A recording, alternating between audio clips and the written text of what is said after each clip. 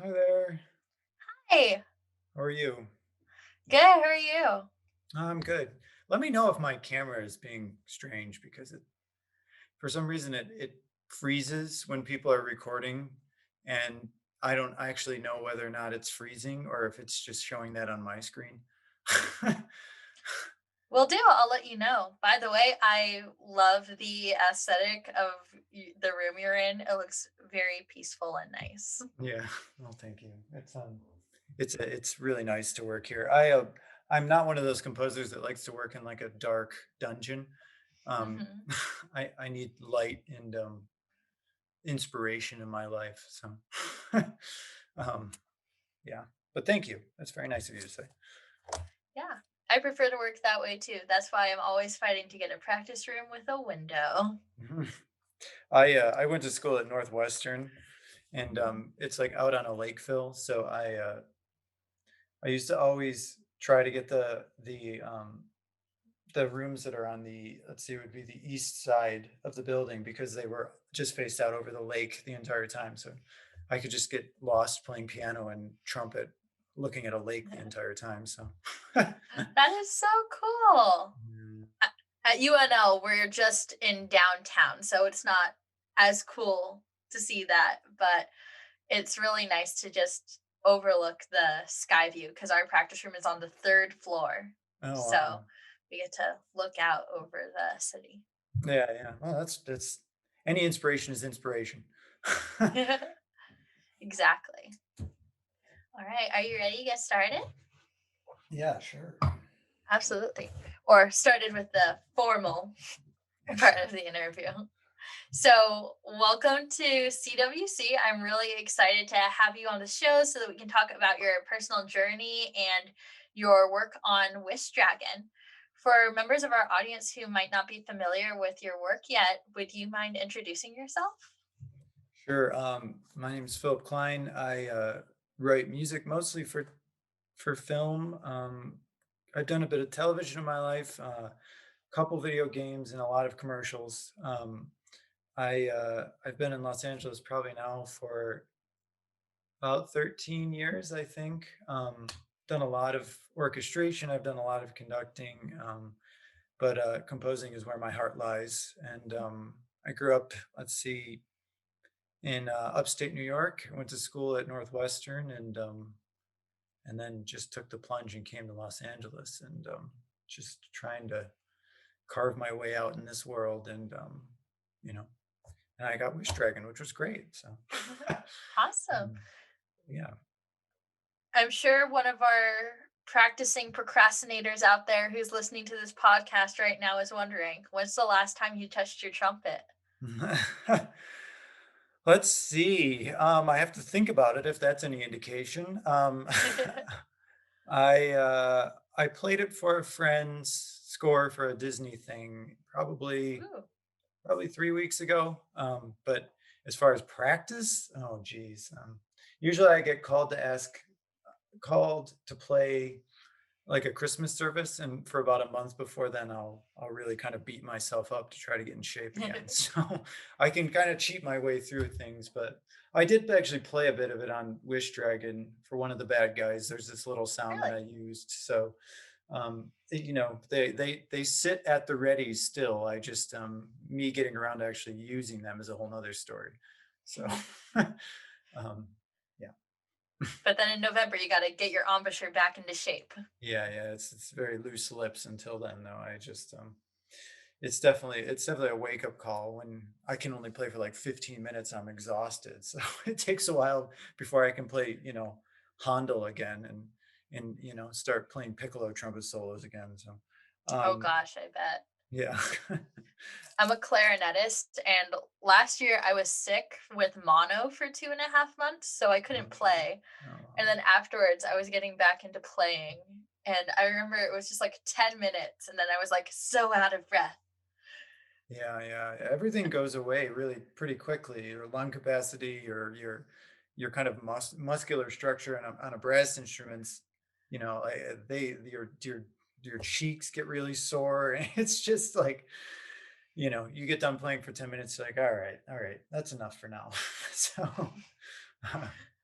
Not ready to do a full DCI show quite yet? No, no DCI shows. Jeez, yeah. I haven't screamed like that in a while, so. Um, Well, yeah, go ahead. how long have you, are you like a sophomore? I think you told me at some point in here, but, um, a junior? I Junior, yes, I Junior. just finished my 3rd year of my music composition degree. I have 2 semesters left. Oh, wow. Well, congratulations. Not long now. And then there's the real world. Yeah, well, it's fine. It's not nearly as scary as people think it is. I bet. So, on to your current work. As of this recording, Wish Dragon hasn't been released on Netflix yet. What's the anticipation and preparation like as we get ready for it to hit little screens everywhere? Well, it feels like it's been a while. I mean, I think I finished scoring this. We finished recording and mixing in December of 2019. So there's been a lot of anticipation, and now that it's actually coming out, it's just the kind of excitement of waiting for it to actually land, I guess. But it's a lot of talking to a lot of people and getting people excited about it, and it's a beautiful film, and it's very heartfelt and charming, and I think we're all just excited for it to kind of go out into the world and see how people react to it because we all feel good about it. So, Well, I had the unique pleasure of getting to watch a screener to prepare for this interview, and I loved it. oh, It was good. such a cute movie. Yeah. I'm still in that phase where I have 3 roommates, and so I remember my roommate who is a flute and piccolo player. She heard a flute and then immediately came out and she's like, "What are you watching?" Yeah, plenty of woodwinds in that score. And she saw like I think 30 seconds of it and she just got so excited for the movie too. And Oh, that's nice. if Oh, that 30 seconds are any reflection, I think that's people are going to love it. that's great. That's very encouraging. Thank you.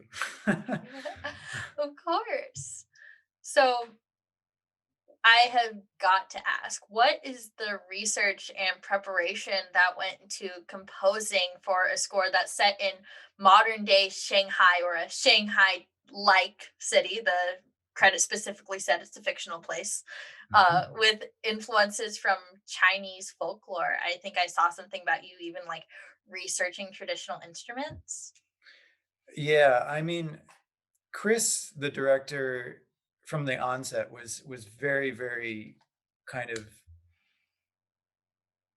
committed to always doing as authentic of a job as we could to honoring the culture. And I mean, he was in China for most all of production on this thing, and when it came time to music, it came time to really discuss the music. I think we both obviously wanted to honor that and keep some kind of semblance of feeling like we're really embracing that culture without kind of just plugging it in wherever we feel like we needed it. And so I I think probably for 3 to 4 months before I even really started writing any notes down, we were just trading music clips back and forth, videos. I mean, there's a lot of YouTubing going on, Mhm. a lot of me reading about Chinese instruments, reading Chinese folk songs. Um, I have the great fortune of having a Chinese assistant who basically sent me to school with all kinds of different Chinese. I mean, he did write-ups about every instrument and what it could do, and then from there I started having Zooms and Skypes and stuff with soloists all throughout the world, and got them for the most part just to show me what it could do, and I would ask them, just kind of as a way to illustrate things for me and actually see it happening. And I would ask them really terribly, inept questions. And I was like, well, can it do that? And then they would kindly spare me the shame of telling me that's impossible. And I would be taking notes. And then once it came time to start doing the score, I think we always wanted the music to feel timeless. We didn't want to push it into one specific territory that felt like just purely Eastern music, but we also didn't want purely Western music, but we also didn't want just a score that had like a bunch of soloists playing on top of an orchestra. So we really tried to integrate all those sounds and those instruments into the orchestra in kind of more unique ways and fabric wise of creating textures and rhythmic things and in these little what I call sonic ear candies that Mhm. I can kind of place throughout a score and let that kind of be the character that the score has rather than like I was saying it's just like a Zhao playing on top of it. We would have Mhm. I would have a Zhao like stacked on it top of itself 6 times, which is Zhao is just a Chinese flute. And I would create these like bubbling textures with the Zhao. And that became just a pad that I used. And we used the Shang, which is like a mouth organ. It looks like it's built out of I don't know, it just looks like some weird torture device. It's insane, but it's so beautiful. And and that became a huge part of the score as well. And then obviously there's on screen there's a pipa being played, and I bought a guching that's sitting in the studio, and it was never the intention, I think, with those things to be these beautiful performances. It was always like, how can we use these things in new ways?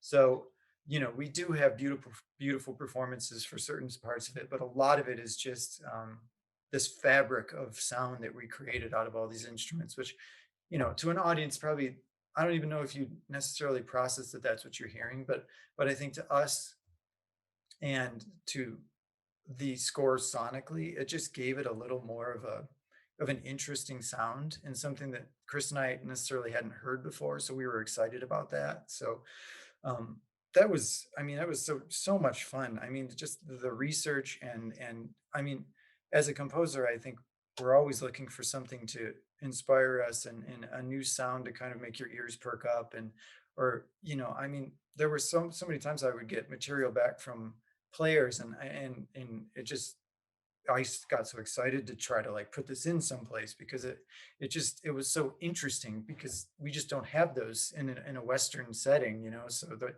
it was just like being a kid in a candy store for a little while. I was just getting all this amazingly weird sound back that I was just trying to process and put in interesting places. So it was great. I loved it. Honestly, when I'm composing, that's one of my favorite things to do too, even with Western instruments. I'm like, but can you do this? Yeah, And if it's a woodwind player, usually it's no. If it's a percussionist, it's like, bet I can do it. yeah, Even exactly. if Yeah, yeah. They're always down for a challenge. exactly. That's why it can be kind of scary living with one. Yeah. Oh, yeah. Jeez. A flute and a percussionist. That's who you live with. And a French horn player. Oh, you really sampled the entire spectrum of personalities. The French horn player is a mathematician too. Interesting. That's great. Um, so when you were getting to work with these instruments, was there at one that you were just any one in particular where you were just like really excited to get to try and use it? I never used it, but I was so close to buying one, but then I told myself it's just ridiculous. But I love the Shang. I just think it's such a beautiful, like simple sound and but then it can be so complex and poly, they can have polychords going on at all the times, and there's so much manipulation a player can do with their throat and their tongues to like make these fluttering textures and everything, and I just thought it was just a gold mine. I couldn't get enough material back from that poor Shang player in China. She's probably sick of hearing from me because I just kept bugging him for more stuff. So but it's I almost every pad, just this long held notes in the back of Wish Dragon for a lot of the emotional material or whatever is made from a Shang. It's just been layered on top of itself several times, and I just love it because it's such a pure sound. So that was probably one of my favorite, yeah, instrument. I loved the way that those Eastern instruments were blended into the score. Because once I started the movie, the first thing that struck me in like those first 3 minutes was the strong orchestral presence. I was like, Mhm. all right, I feel like I'm ready to sit down for a full experience. There's a pit orchestra right in front of me. I was like getting, this is going to be a how to train your dragon kind of ride kind of Mhm. vibes. Um, but then I got to hear these different sounds that were integrated into it, where I was like, okay, we're not in America anymore, but it was so well blended. I never for one moment thought, oh, that's kind of out of place. What is that? Instead, Yeah, yeah. it just softly fell into it. And it wouldn't be until later on when I was like, oh, that's actually not traditionally something I would find in my orchestration textbook. And I think myself as a composer, that's the only reason that I like would notice it right away because I was like, I don't think this was on a listening quiz. Yeah, no.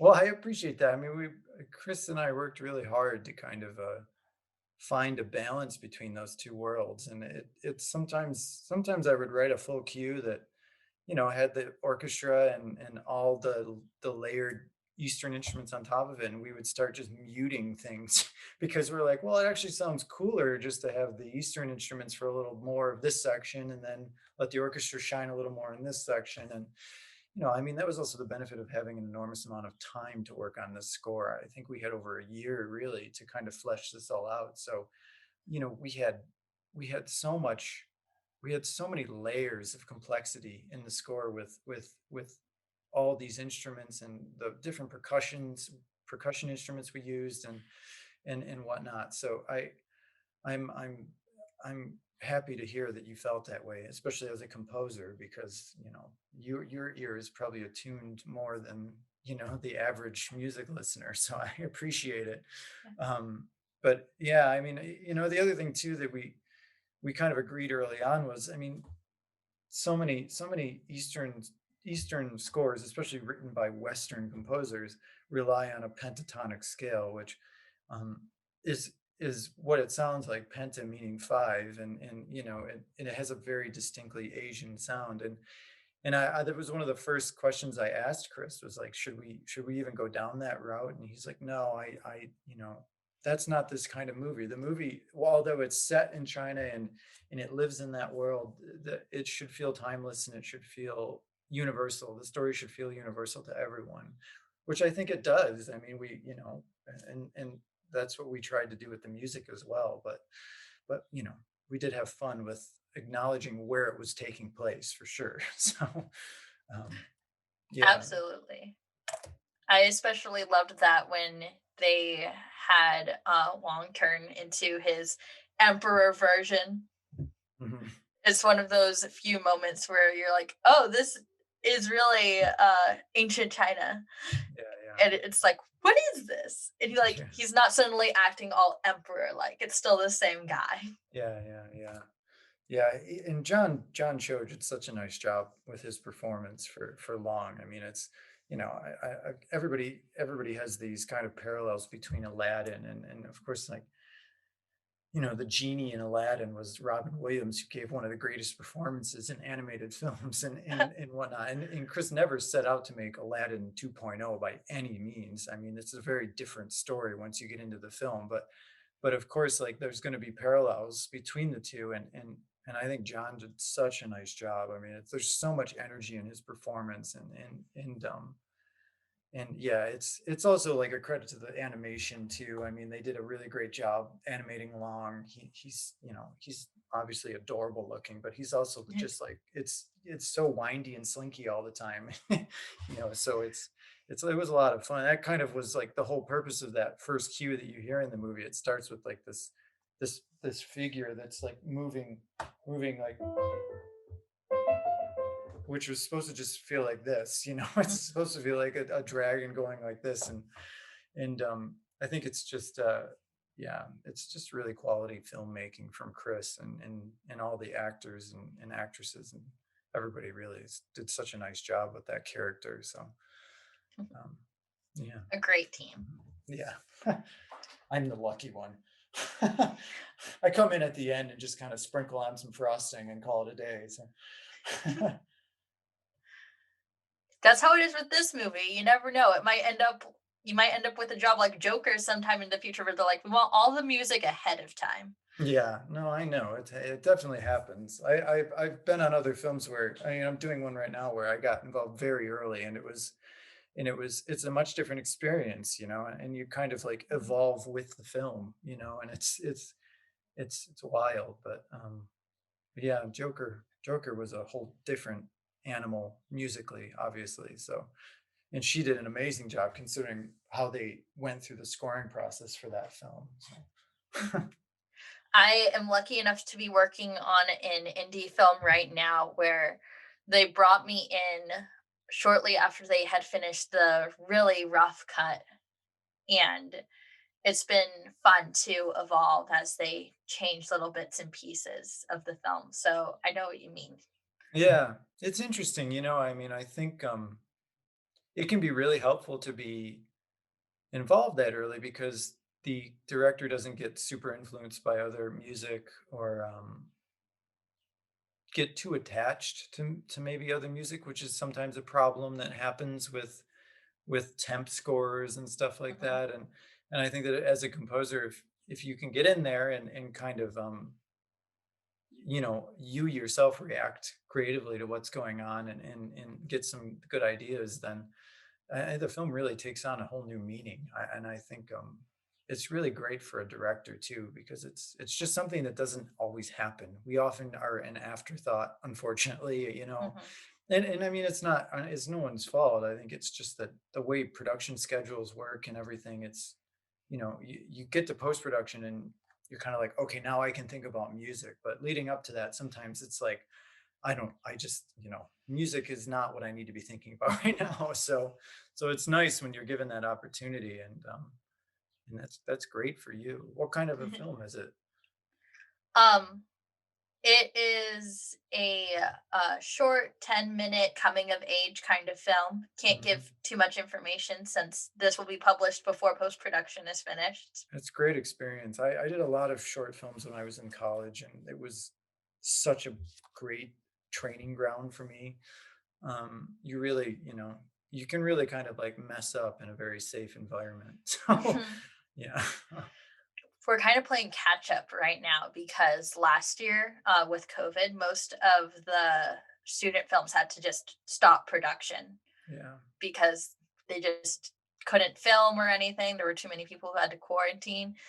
But now all of them are suddenly get because where I am right now in Nebraska, the COVID dial is super low, so Yeah. people are Yeah. getting back into filming.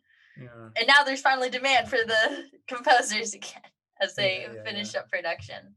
Some of us were even like we were lucky enough to have producers who were like, we want to get the composers in early. And then Yeah. like a month later, they're like, so there's no project Yeah. anymore. Yeah. Yeah. Well, you could still like write an inspired by album, I guess. You could read the script and Hmm. be like, well, here are some themes I thought of. But I find that enormously difficult because I am just such a visual Hmm. person that it's difficult for me to read something. Like I'll get an idea of like, yeah, it should sound like this, and then I see it on screen. I'm like, it should not sound anything like that. Actually, I react so strongly to visuals and light and the way it's shot and the color of the film and all that kind of stuff. And yeah, reading script is such a subjective image that comes into my mind. It's no matter how hard they work to kind of spell out what they really want, it's still, you're going to be making up an image in your head, and it can look wildly different than from what's on the screen at the end of the day. So um, I think it's great for you, and it's great for them too, because they have somebody who really cares, and I'm sure you'll do a great job. Thank you. So, kind of back into Wish Dragon and jumping off that stuff, how have you come to develop your process for creating soundscapes? Specifically with Wish Dragon, how did you balance between the orchestral and moments of electronic music, if there weren't any? I just misheard. But how did you develop that, and how has that changed from when you were younger? I think when I was younger, I mean, I like, when you're in college, I went to a school that was fairly traditional or composition, so it was mostly acoustic. They had a they had a very experimental, like Max and DSP and stuff like that. And Mhm. and there was plenty of like computer composing going on, but it was not anything that really could apply to a movie in a traditional sense, let's say. It was very, very experimental. And I think like so when I started out, it was pretty straightforward acoustic, chamber ensembles, orchestra kind of things. And then as you get older and you start, I think nowadays it's a little easier than when I was maybe your age. It's just there's so many sample libraries out now, and they sound amazing. And you can buy great synth sounds, you can buy great percussion, you can buy anything nowadays. You can buy a kazoo package if you need it, and I think and so it took me a while to do a catch up on the synth work, and I do have like a group of great collaborators that help me a lot when it's a really synth heavy score. Wish Dragon had a lot of synthetic material in it, but it always was acting as a color. I think the most synth forward piece in the entire score would probably be when he's biking through Shanghai at the opening of the film, or the fictional, somewhat Shanghai looking place. Mhm. Um, he there's quite a few synths in there, and then there's this little idea, musical idea for Din and Lena, the two main characters. Um, that's pretty synth based. It has this little fluttering synth that just Mhm. repeats a lot, and then a very simple piano melody that's based on their little song that they sing. It's not a song, their little saying. They say day by day, year by year. And it's just Mhm. this three-note figure, day by day, three, year by year. But underneath it, I always thought to myself that there's this little synth that's just doing this repeated thing, and it was always in my mind a way to show the little fluttering heart of Din, because he was always so excited when he was with her. Uh-huh. um, but I think like it's so much experimenting, and it's so much like finding out what you like as a composer, what you connect with as a composer, and I I love the power that synths can bring to things. I love the humanity that acoustic instruments can bring to things. In the same way that I loved all the Eastern instruments bringing this whole new color and palette to a score that I just didn't really have any experience with. And I think that as you start scoring things that maybe require a little more music, a feature or a radio show or anything really that's a little more long form, when you can start really developing ideas over several minutes, hours of a film, um, you start to really dive deep into, like, okay, it started with this texture. I want this texture to now kind of graduate into that texture, and then I want it to evolve into this texture. And I think I think on Wish Dragon it was a pretty natural evolution. We Long is this kind of bigger than life, very flamboyant, very wacky animal that has a ton of energy, and he's a character. And so for him, it was always probably mostly orchestra, because he was the big, showy, just over the top thing.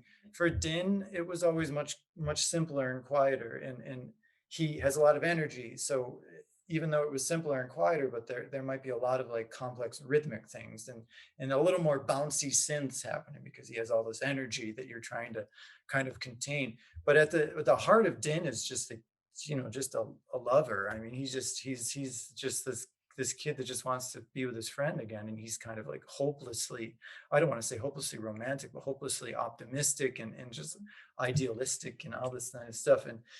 And I think like, so the soul of Din is this very, very kind of soulful, simple theme for him, and it's very major, and it's very uplifting and wistful. And I think that world gets shifted as we get further into the movie and he goes through his journey, and without giving away anything, it's just it gets a little heavier and more serious as he's going through his journey, and at the same time Longs is getting a little more emotional as he's going through his journey, and Den and Linas is getting bigger as they're going through their journey. So you just kind of like evolve evolve those things as you're going through a movie, and you're experiencing these things with the characters, and I think that's a sign of a really talented composer. And I don't know if I'm there yet, but I watch these films of James Newton Howard, and these masters of scoring, Elfman and Giacchino and all these guys, and especially in animation, because animation tends to be so music heavy and music driven, um, where they'll plant these little seeds at the beginning of the film, and you'll hear them, and then maybe you don't even necessarily know it on the first time you view the film, but after you view it the second time, you're like, oh, that's his theme, and I see what he did here. And then at the end of the film, now it's enormous, and it's been you only heard 3 notes, now you hear 10 notes, and then at the end of the film, you hear the whole 8-bar phrase, and I think like those guys and girls and ever those there's just some super talented composers, and I really I always learn. Every time I watch something, I learn. So I think to answer your question, I mean, we're always evolving, we're always learning, we're always growing. I think if you tell yourself you're not and you've arrived at where you want to be, then I don't. I think that's you're doing a disservice to your growth as a composer. So I think you have to acknowledge that there's always room to kind of experiment and grow. So it was a long answer to a simple question, but. It's a podcast. That's what it's all about. I even read an article the other day about how somebody hates any time where podcasts have short answers. So you're doing great. I can be And wordy, that's for sure. I've been to jazz jams where someone takes like 19 choruses. I don't think it's too wordy. Yeah, no, that's okay. uh, I love how you spoke about that and kind of how you don't get everything in the first time you watch the film. I already want to go back and at least listen to the score again because I didn't notice that fluttering thing you were talking about first with Mhm, Din, how there's always like that fluttering rhythm right underneath. And I was like, oh, how did I miss that? mhm. But I mean, I didn't even remember the ET theme somehow the Yeah. first time I Well, watched it. yeah, Sometimes you got to rewatch. yeah, and I don't think it's not something you wanna necessarily notice, it's I mean, the first time you view a film, I hope that it's I mean, I All think about the story. yeah, all the filmmakers hope that it's not you're not noticing any one thing. You're just wrapped up in this experience, and I think if you're just noticing music, unless it's a very obvious music moment, I feel like we've done our job as filmmakers, and me as a composer, Chris as a director, the cinematographer, well, there's not a cinematographer, the director of photography, and the animators have all done their job. If you if you get to the end of the movie and you're like, that was really great, I it was just the whole experience was lovely. And then sure, you go back and you start, watching a scene again and be like, oh wow, I noticed that now, and I think like it's the same with music. I mean, music especially should really just kind of be giving you a little nudge underneath it all. I don't think it necessarily Mhm. needs to like be out in the front and yelling at you. I mean, it's not I really the agree. purpose. I agree. One of my least favorite series, I won't say what it is so I don't get, canceled, but there is a certain rock and roll kind of inspired score that would keep distracting from intense dialogue moments. And I was like, I really don't want to be thinking about the music right now. I'm pretty Yeah. sure one of these guys is about to die, Yeah. but I can't tell what they're saying. Yeah. It's hard too, I mean, I Oh, certainly definitely. I certainly don't ever like hold that against a composer, because if it's in a show or it's in a film, that means the director and the producers and the filmmakers all wanted that. They're not going Exactly. to put something in there that they don't want. And so I just it's always a little sad when I read like critical reviews about a film that I thought was really good or a score that I thought was really good, and they've singled out something, because it's like, well, Sure, the composer wrote it, but it's like, we all made a conscious decision that this is Hmm. what people think works for the show or this film. So I think I think you are there to service a director's vision, and we all hope that our director has a clear vision and a vision that's serves the film the best, and but sometimes maybe you don't agree with that, but Yeah, that's also not your job. You're there to help him. exactly. It's his film, and you're a part of that experience. So, um, yeah, I don't ever blame a composer if something rubs me the wrong way and I see it. I go, well, it's just Yeah. not the way I would have preferred to do it. But probably not the right person for the job anyway. So, Heck, um, I mean, and it's still an amazing series, and someone could have just hit the wrong button when mixing. yeah, Yeah, you'd be surprised. Oh, I've definitely been there. I turned in an assignment last semester for my film scoring class, and when the teacher played it for the whole class, somehow the double basses had been mixed 2 times louder Oh than wow, the that really rest shook of. the room then, yeah.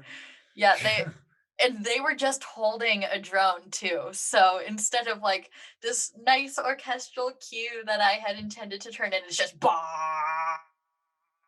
I was like, Yeah, yeah. well, that worked. It was a funeral procession too. It was fair. It was so amazing. Wow. Well, it was very dark funeral procession then. Yes.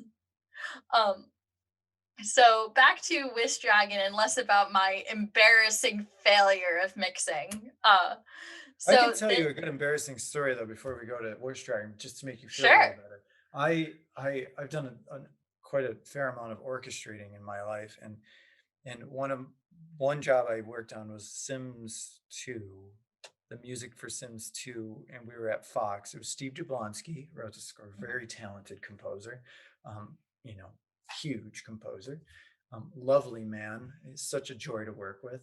Um, and I was kind of really just starting, and I was working with an orchestrator, Penka Kuneva, who's also a brilliant composer and huge part of my early existence in Hollywood, and it's such a dear friend to this day. Anyway, we were working, and we were on the stage recording. It's this big cathartic moment when you hear all this music come to life, and you've worked so hard on it. And they were doing an arrangement of Star Spangled Banner, which I orchestrated, and I forgot to label a B flat, because we do everything in concert pitch and most of these things. So it's like that right on the top, and Mhm. and it was just the most hideous B natural against a B flat, and of course it sounded like a joke because it was at the top of the phrase, and I just slinked into the corner and disappeared. So it happens on every level.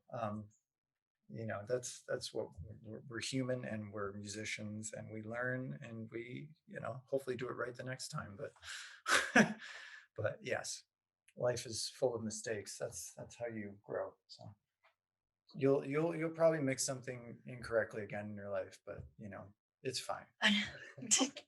Thank you. And that is a cool story. I will feel less bad next time I accidentally hand a trumpet player the score in C. Yeah, yeah, yeah. At least that's only a step off. A half step's even just a hideous sound. A step off, you sound like Ives. So, There.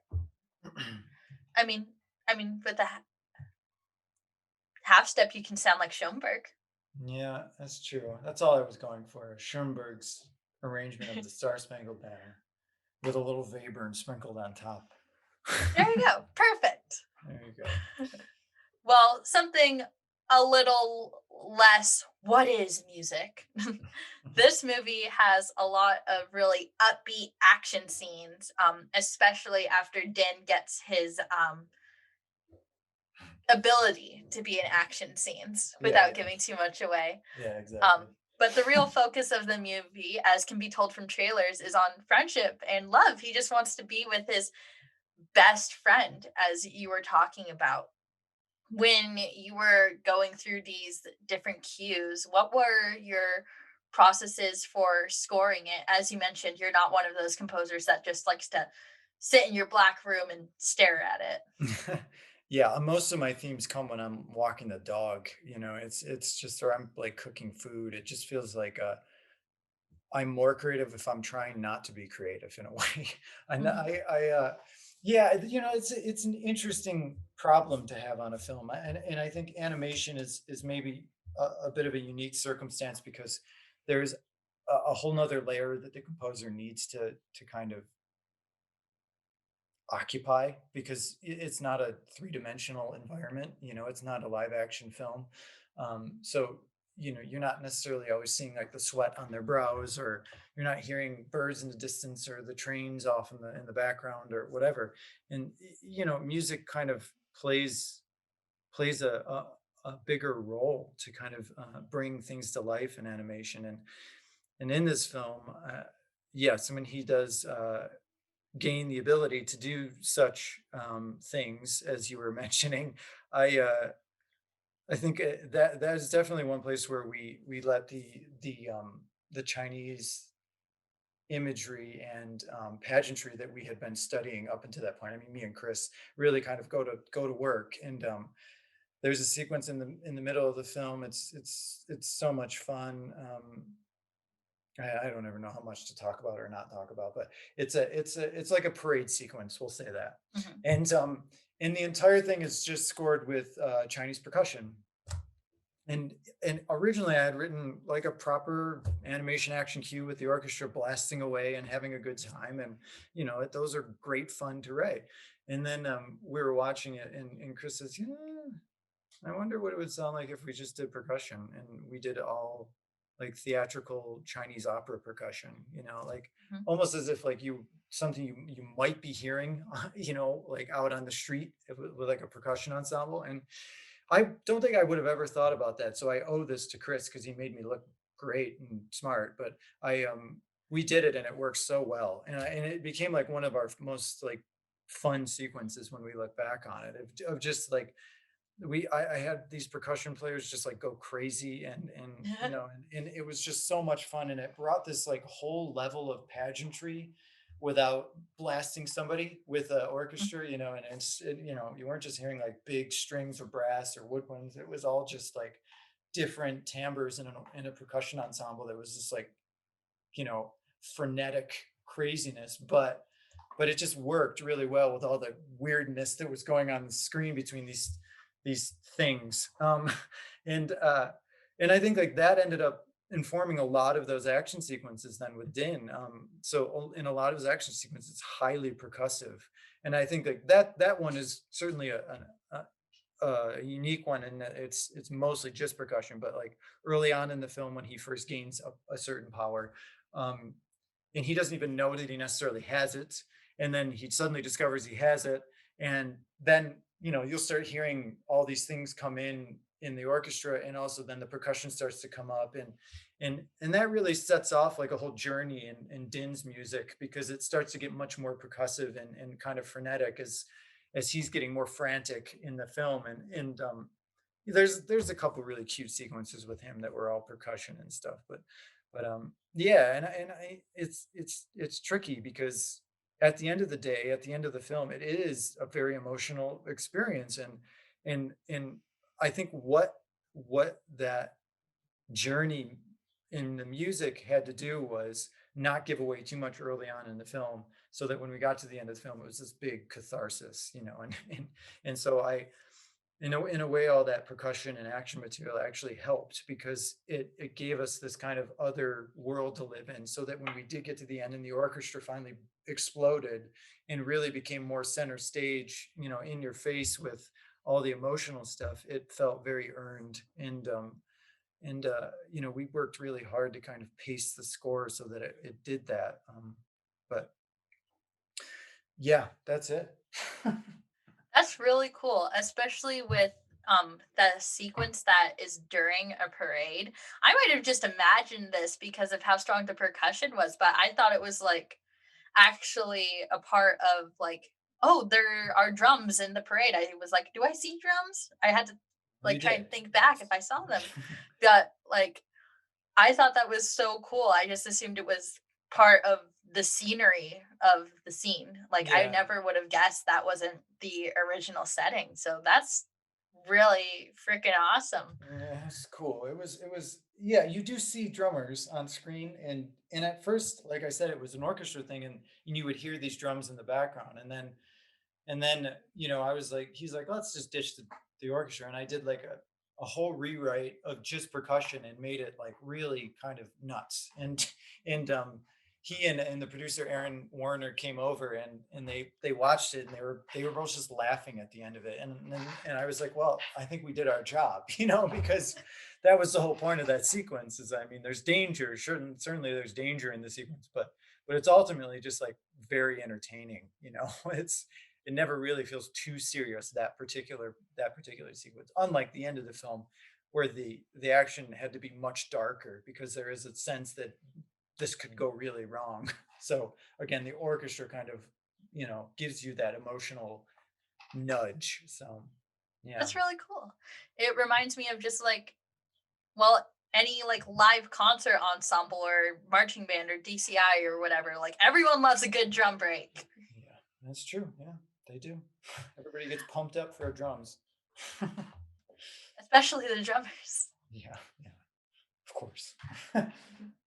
So, what would you say was the most tricky cue for you in this film? Oh boy. Tonally, I think the sequence when we first meet Long, when we first see the teapot and Long comes out, and you'll watch the movie and you'll go, really? Because it feels like nothing. But we tried so many versions of that sequence, just to find the right tone for how to introduce Long to the Mhm, audience. And ultimately, it kind of settled on the most simple, magic-y kind of sound that you could get. But there was like a ragtime version we did. We did something that was mm, like a two-step. We did so many different so many different versions, very comedic, some of them very serious, other ones. And I mean, like I said, you watch it now and it seems like nothing really too big or bad or anything, but it was tricky. It was tricky for whatever reason. It was just tricky to find the right tone for that sequence. And I think that's just because he had so much energy, and we didn't. It was hard to find the balance so that we weren't pushing too much more energy into the performance. We just needed something for his performance to sit on. mhm. And sometimes that's hard as a composer. Sometimes it's hard to get out of the way as a composer, because you always want to write something fun and nice. So but yeah, that one probably the most difficult to find the right notes for. Um, Interesting. technically, um, probably the last action sequences, just because there was so much music.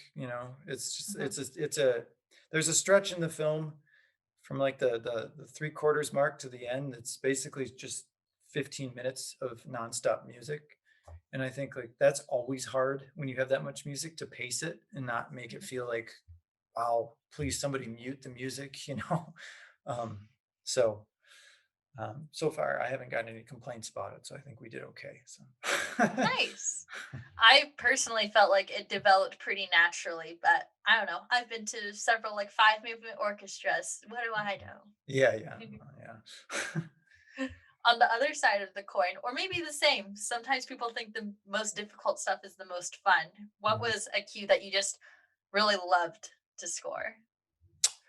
I love all the sequences between Din and his mom in the film. I think it's such a beautiful relationship. And there's a sequence at the end. They have a very beautiful, touching moment, and it it ended up just being everything worked the first time I scored it. It's just like the theme landed in the perfect spot. The harmony landed, the suspensions were in the nice spots, and Mhm, it just felt like all the notes landed on the perfect lines or the perfect hug or the perfect look. And it just I that doesn't always happen as a composer. Sometimes you're banging your head on the ground trying to figure out what to do. But I think mhm. that particular moment to me is like one of the most heartfelt moments. also with somebody that just grew up a lot with a single mom. I think there's a certain fondness I had to that moment, that relationship. But I think that's probably my favorite. You know, the end of the film is beautiful, and you get to write really lovely. I mean, I love writing big action music. It's so much fun. But at the end of the day, I always crave the emotional things because I want to be feeling something, Mhm. and that to me, it's just it was a beautiful scene, and it was really nice to score. And there's this really nice moment between Din and Lena, and it's just all really beautiful filmmaking. So it was just one of those sequences that I got very lucky to score. So that's easily my favorite. Is that, and I think on the soundtrack it's called Everything That Matters. That's what it is. Aw. The moments between Din and his mom were my favorite too. I am Filipino, and so I grew up with a strict Asian mother. Mhm. And before there's a part where you see the mother holding a magazine, and I'm like, I already know what's gonna happen. You better run, boy. Yeah, yeah. Uh, Mhm. I just And I also have many aunts, uncles, and Mhm. cousins that are always It's in the know. So yeah, it it's was such a it's very such a relatable. yeah, it's such a fun, like, organic little side storyline in that movie. His whole family, like the whole, like, congregation of his family that are always just around, you know? I mean, it's just it's yeah, I love his whole like home relationship. I think it's such a organic, natural kind of telling of that life. And yeah, yeah, it my was a lot of favorite fun. my favorite line from his mom was, "We haven't had company in like 2 hours." Yeah, I'm yeah. like, yes. There would be like weekends at my house where my mom would have like 3 parties in one day. And I was like, Yeah, wow. yes, that is right. Yeah, yeah. I think that line happens in my favorite sequence, actually. That's what we just Nice. talked about. It's right at the end of the film. Um, Well, there we go. I found a way to give listeners a hint without giving any spoilers. yeah, They exactly. haven't had company in 2 hours. There we go. My keys. um, so kind of connecting this project to your other work, you also got to work as an orchestrator for Raya and the Last Dragon, right? Yeah, yeah. And that's an animated film that's based on Southeast Asian cultures. Whereas China, for people who don't know, is usually regarded as East Asia. Did you find any areas in between these two movies where there were intriguing similarities and differences that you hadn't anticipated?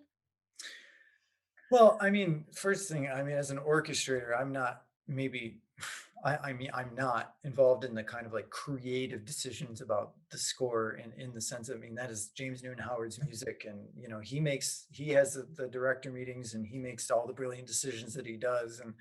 And I come in as part of a team to then take the orchestral parts, get them on paper. Sometimes we'll notate ethnic instruments if they're going to be performed live. And oftentimes James brings those in ahead of time before we start actually scoring with the orchestra. But I I remember when I got a call from the lead orchestrator, Pete Anthony, on that film to work on it, and I was like, oh man, another animated dragon movie. And I had finished Wish Dragon by that point, and I was like, and it's Disney. I was like, oh no, it's James Newton Howard. Oh no, I was just so terrified that I was going to hear the music and be like, oh, I should have done such a better job.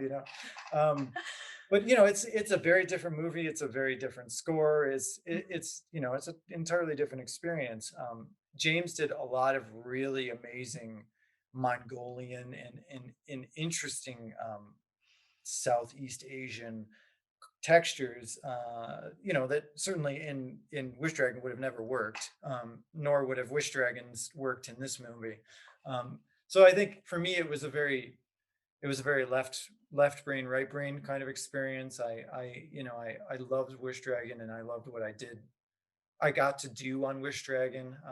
I don't know if I love what I did. I have a very critical analysis of all my work, but I think what James did is always he's so thoughtful in the way he scores movies, and he's so thoughtful in how he approaches um especially those like interesting textural, ethnic elements, and I think they were different experiences for me, but again, I got to learn a ton from James. Every time I work on a James Newton Howard score, I learn a ton. He's just brilliant, and I can't say enough about him. He's always been he was one of the main reasons I got into writing music for film, and to be able to work with him now is a dream. So, um, I think, I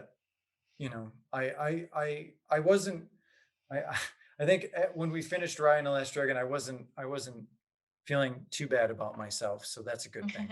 I was like, That's good. I held my own okay on Wish Dragon, I think, but that's more a credit to Chris, I think, than me.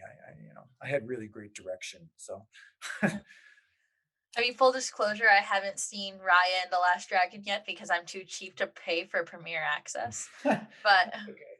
I I'm a I college student. I That's saw my it because I excuse. worked on it, so Exactly. But when I was looking at your website and I saw them both on there, I'm like, oh, interesting. yeah, yeah. Because just at face value, they seem very similar.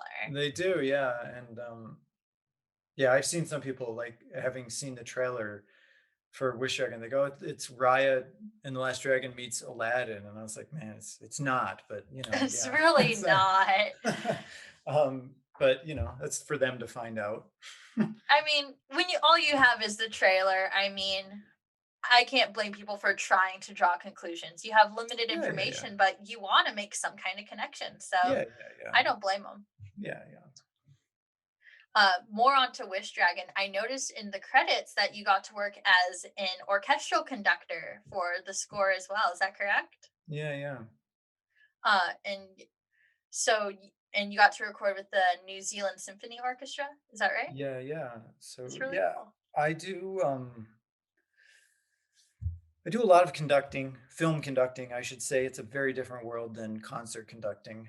I do not consider myself a concert conductor. I've done film music concerts, but I don't have a lot of desire to be, conducting Beethoven or Brahms.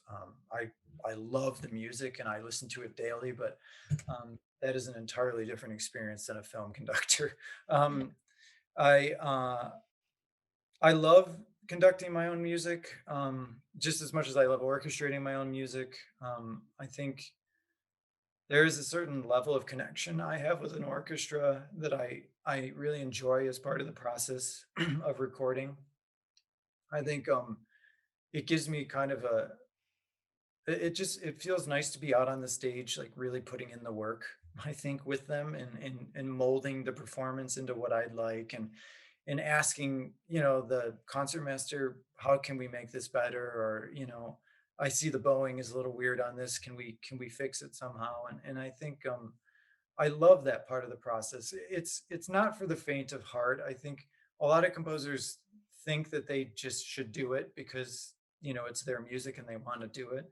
I think you have to be a really, I don't want to say strong because that's not the right word. I think you have to be pretty confident in your vision of what you want to hear and what you need to hear from them, and then be open to accepting that it's not going to always sound like that immediately, and also open to that they might be able to do it better than you even imagined if you just let them. Again, along with all the collaboration talk we've been speaking about, I think that's another level. You collaborate with a director, you get the score to where you guys are, guys, girls, anybody is happy.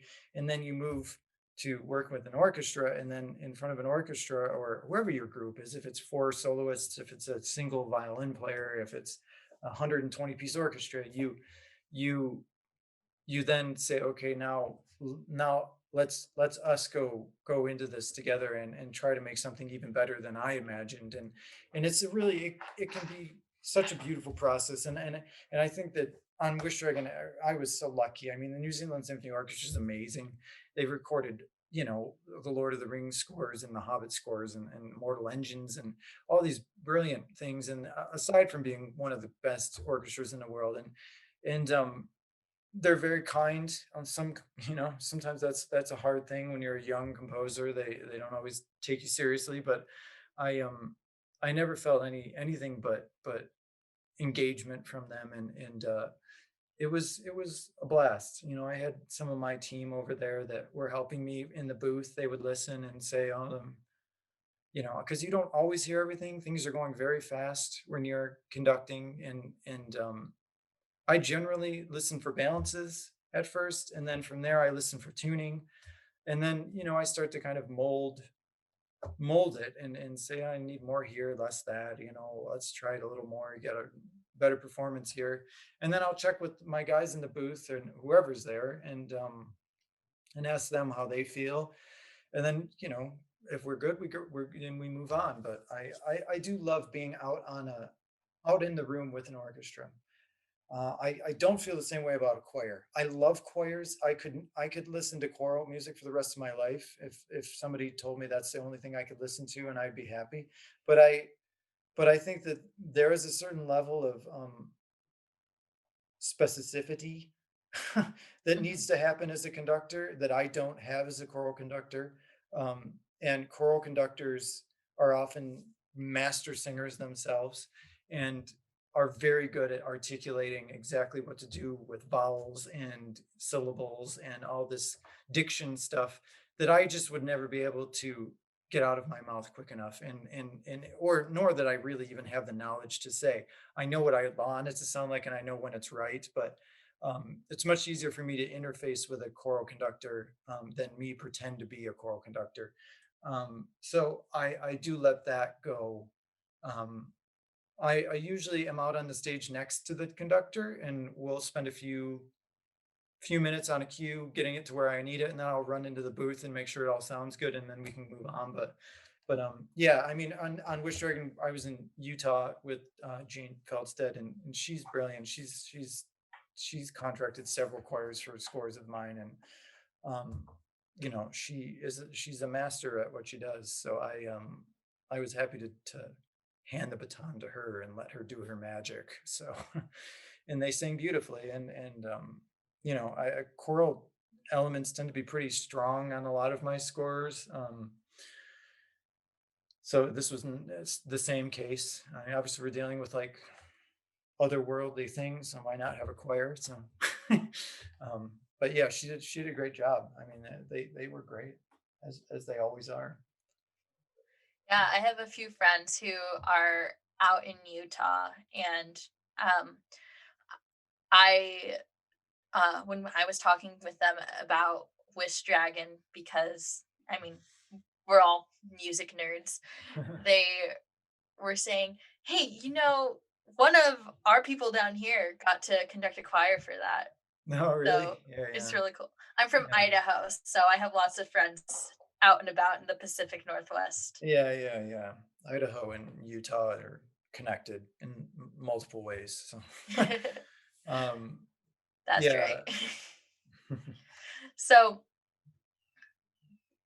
this is one of my favorite questions to ask composers, because I am one of those people who maybe optimistically still believes we are always students. What would you say is the biggest thing you learned from this project? Oh man, I mean, it was my first animation. I had always wanted to do an animation, and I want to just keep doing animations. I've I love animated movies. I just love them, and I love the experience. I love getting to watch an animated film come to life. Um, I think I maybe didn't appreciate how much work an animated film is. I knew it was going to be a lot of work, but it's just there's a ton of music and it's always very detailed music. At least on Wish Dragon it was. I think there was one cue that I could finish in a day, and that was a minute transition cue that was very pretty and nice, but um, and oddly enough, it became one of the director's favorite cues in the film, and I laughed because I was like, "It's funny that that's the cue that you love," because I actually could finish it quickly, but most everything took days. I mean, between the layering and not only the writing but just the production of it all, and and that's okay. And I enjoyed having the freedom to do that and having the luxury of all that time. But I think you really I learned just how much you need to commit to your ideas in a film like this. And once I found my themes, I felt very, very comfortable. But it's terrifying when you start and maybe just aren't sure where those themes are going to be, even though you're really, as a composer, the only one that's terrified. The director has complete confidence in you and it's like, yeah, you'll figure it out. But at night you're like, oh my gosh, what am I going to do? But you know it, I think trusting your instincts is such a huge part of what we do as film composers and filmmakers, because we are filmmakers too. And I think that was the biggest thing I learned, is just like being able to kind of trust. Because I actually, Din's theme, which is a huge thematic element in the film, was one of the first doodles I did, and I kind of discarded it as like, oh, I can do better than that. And then like 3 months later I was like, I don't need to do better than that's it, like there it is right there. And I should have just kind of like trusted myself. I would have saved myself a few ulcers in the process, I think. But that's about it though. That's the only trust thing I think I had. I mean, of course I learned all kinds of other stuff along the process, but it was more just the joys of doing a film of this size for the first time. But I mean, I had so much fun, and I would do it again in a heartbeat. Well, I hope you get to. I really love this score. I would advocate for you to get to do another Mm. animated film. Oh, thank you. Okay, I'll set you up with my agent after this. Excellent. So, next, I have a very important, very, very serious question. Hmm. If you had a wish dragon, what would you wish for? Jeez. Oh man. Um, well, I grew up a pretty modest human being, and in my life I can't complain about. So there's not a lot of like material things that I would really want in my life. So I probably would wish that my dog could live as long as I could, because I don't ever want to lose her, because she's amazing. Um, I probably wish for something a little more impactful on a societal level, like, you know, ending certain kinds of diseases or something like that, or at least being able to treat them a little more efficiently. And then I don't know if I saved one just to like as a play thing or something like that. I don't know what I would do. The instrument Hmm. you convinced yourself not to buy. Yeah, maybe. I no, you know what? I think my third wish would probably be the ability to speak any language. I just think that would be Ooh, a really great thing to be able to do. that So would be yeah, so cool. cure some diseases, speak all the languages, and have my dog around until I'm gone. I would probably wish for the dog thing too. My little Australian Shepherd Bandit is my favorite. Yeah, she's right here. She's a studio dog. Very nice. My dog, when I play bass clarinet, he just likes to sit right next to the bell and listen to it. It's probably vibrating at some frequency that is very comforting towards his soul. Mhm. But if it's soprano clarinet, he's out. He's gone. Yeah. Nope. Yeah, trumpet isn't a big she's not a big fan of the trumpet. My dog's name is Stash. She's a little German Shepherd mix, but yeah, when the trumpet comes out, she tends to go hide in another room, and then she'll come back when I'm done. She's like, "Are you done?" Can um, we listen to more pleasant things now? yeah, yeah. All right, last interview question for you today, or at least for me. I don't know how many you have lined up after this. Any advice for the aspiring composers who are listening to this podcast? Well, composer in general, I'd say don't underestimate the power of your ears. I think we don't give ourselves enough credit for listening and just absorbing what we do. And for film composers, same. Except for film composers, I would say, boy, specifically composers that maybe want to come to Los Angeles, because there's that seems to be a pretty popular choice for a lot of young film composers is to be as authentic as you can to your own writing. Um, I think so many people come out here and they write music that they think people want to hear. Um, and in the process of doing that, they kind of maybe dilute their actual soulful writing that they're capable of. And while it is true that you will get often asked to write in the style of another person or another composer or another anything, a group of people, I think ultimately, it's your voice that you're being hired for. And then I think with any music thing, it's about kind of surviving, and I say that in a very encouraging way. There is no career track in what we do as film composers. There's no guarantee. There's no tenure. There's no 5-year plan, 10-year plan, 15-year plan. I think the only thing you can control is your output, which means doing the best work you possibly can on every project, no matter how small or large it is, and because you never know who will hear that, and and two is to just persevere until your time comes, because I think if you stay out here long enough, or you commit yourself long enough to something, eventually you will be given an opportunity. And I think oftentimes the reason that people don't get those opportunities is because they kind of move on too quickly.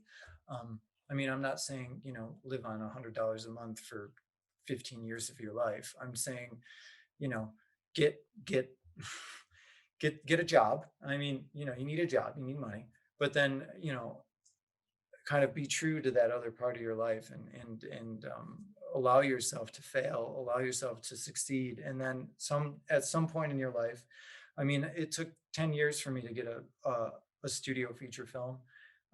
10 years of working on all kinds of projects on all levels, and then when you're given that chance, is to just write with your heart and not your brain, and the rest is kind of noise. You just follow that, and hope for the best. There's only so much you can control, so control it. Control that stuff that you can, and enjoy the process, because it's at the end of the day, we get to make music for a living, and that's pretty wild. So um yeah, that's about it.